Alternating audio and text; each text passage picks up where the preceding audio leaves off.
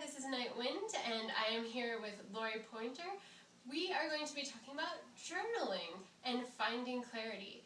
Laurie Pointer is a certified journaling instructor and Healing Touch certified practitioner.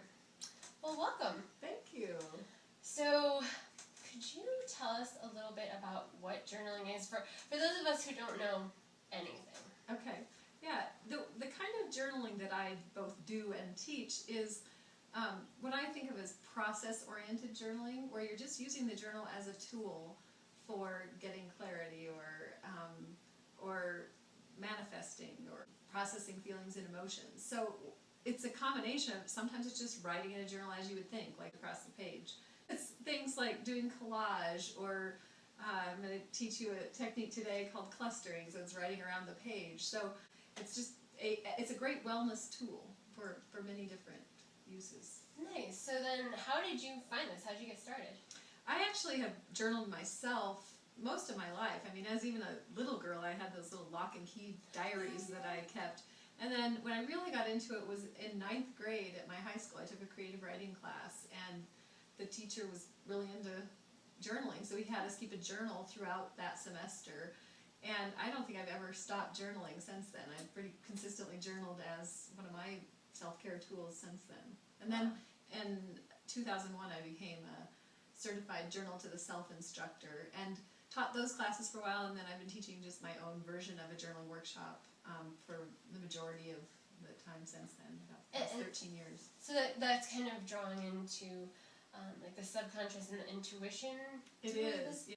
I think of it as like tapping the wisdom of your higher self through the journaling process, and I believe we all have all the answers to everything we ever need to know within for our own personal growth and health and well-being.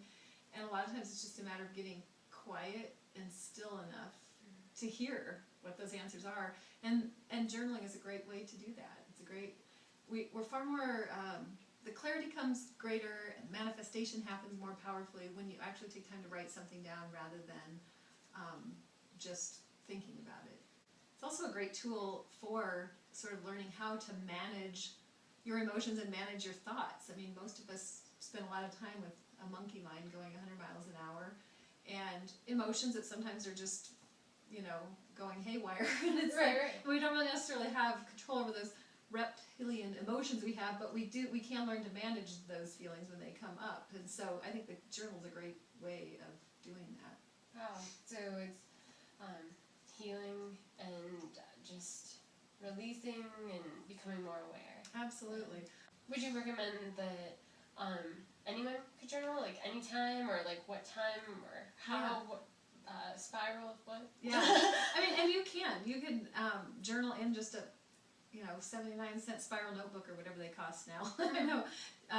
Or you can have lineless journals, but you can find those anywhere. Okay. And the reason I recommend lineless, we often are doing collages, and a lot of the journaling techniques I teach are trying to get more of a balance between the right and the left brain. Our right brains are more intuitive, spiritual, creative, playful self, and there's something about just writing straight across a page that is very more left brain and mechanical. Yeah. And so I feel like the lines get in the way.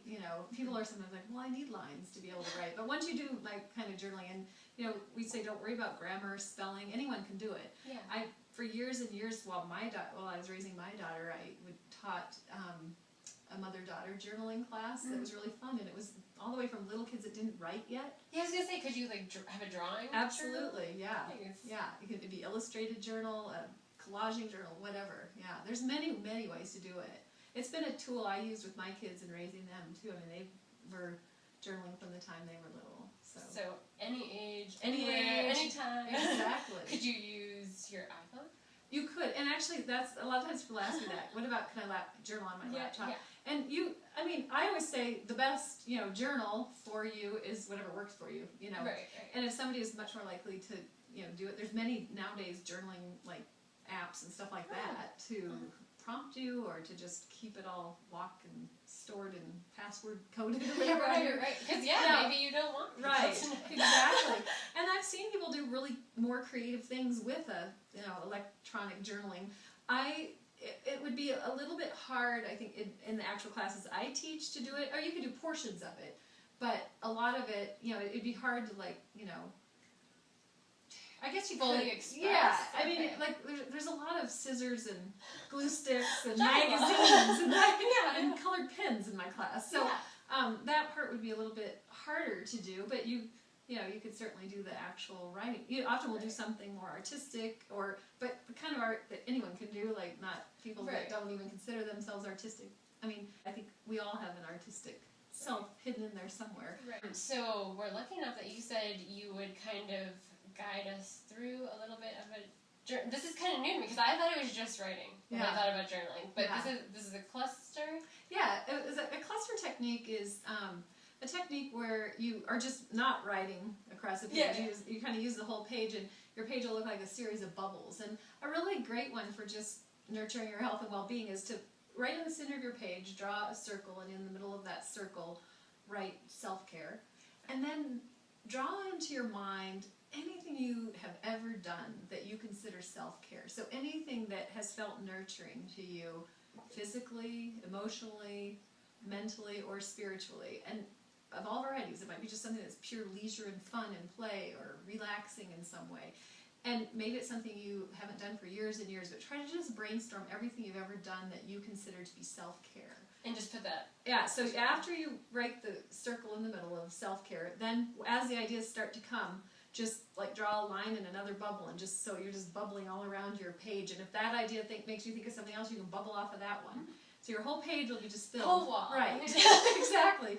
And then look back at that, glance at it, and pick out one or two that are things that you haven't done for a long time, or that maybe enliven your energy when you think about it. Like, wow, yeah, I forgot about that. That sounds so fun. And do a little reflective writing, a paragraph or two of maybe why you think you haven't done that, and how you might be able to weave that in your life in the next week or so, something like that. Okay, so like just write it all down. Like we've got our center focus, we've got writing all around it, and then just pick two. Right. Two to make it easy. Yeah. And then write about how to incorporate that. Exactly. And that it's kind of almost writing a contract. It is a little bit. It's supposed to be a fun little contract to get. Yeah. Because it's all things you've done, and you're only picking the ones that you want to do and have good effect. So a lot of times people believe that we're 95% more likely to accomplish something that we write down versus just think about. Oh. So that's why taking a little time to go a little deeper into it, what have been your blocks to doing that or whatever. And carving out, how could I carve out the space and time for it? How much time would you give yourself to do this? There's a lot that can be done in just a 5-minute sprint. Kathleen Adams wrote the book Journal to the Self, and that's what I'm actually a certified Journal to the Self instructor. That was my original training. And she talks a lot about the 5-minute sprint. There's a lot you could do by just sitting down and start writing and don't stop writing. Just try to keep going. Let go of any worry about, grammar, spelling, punctuation, and just see what comes out. And I think there's a lot that can be done in just that. And it has to, in our lifestyle, sometimes, if you just set a timer for 5 minutes to do it, then once you're inspired, often you'll stay longer. But even if you only have that 5 minutes, it's useful. And it doesn't have to be every day. A lot of times they'll say, I was doing really well, now I'm not. I kind of lost my rhythm with it. I think if you just pick it up when you're drawn to it, that's why I like to teach it in a way that gives people playful, fun ways to do it, so they're more drawn to it, they look forward to it. I usually recommend people have a space in their house that they enjoy journaling, a chair or something like that, and then a basket, and in the basket keep your journal there maybe, or keep your pens or glue sticks and an old magazine, something that might make you feel like it's more fun to just sit there and do it. It's so funny talking to you now. I'm like, well, maybe I was journaling. And you probably were. Yeah. And the other thing I think is really important is to make sure that your journal is private, and let people around you know, this is my personal private journal. Don't read it without my permission.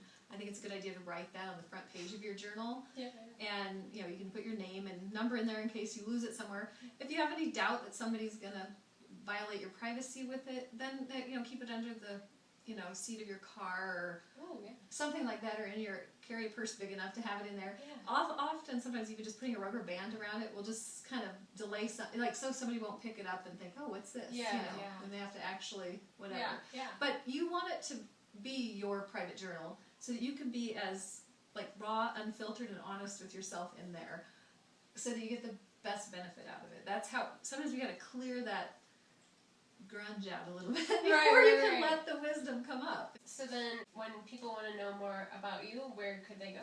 I have a website, and it's lauriepointer.com. That's where I would start. And you got a blog on there too? Not a blog, but I do have a newsletter that I do once a month, and I kind of do my newsletter a little bit bloggishly. I mean, that's kind of the way the writing comes out.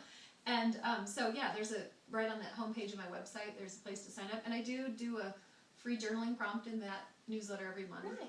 And then on my Facebook page, I also do Monday journaling prompts. So wow, no lots of resources not to journal. Right, exactly. Well, thank you so much for coming. Thank you for having me.